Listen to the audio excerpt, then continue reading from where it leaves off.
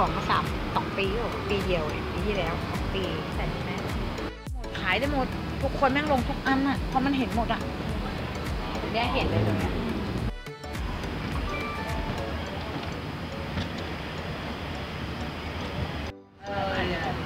อันนี้ในโซนหรือเปล่า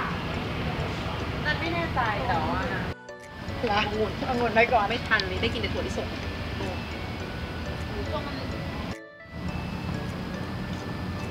แล้วก็นะคะเดี๋ยวจะมีน้ำส้มและน้ำแตงโม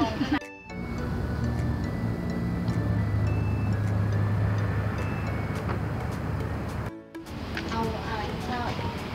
ข้า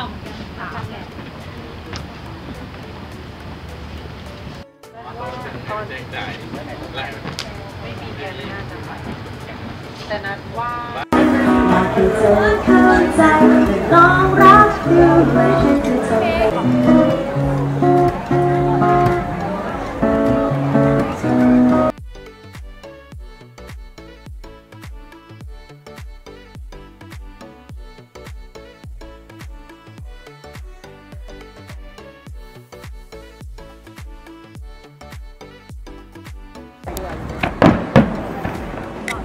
บางท้องบอกบางนักข่าวได้ครับไม่เป็นไรครับถ่ายกินแล้วคุณดู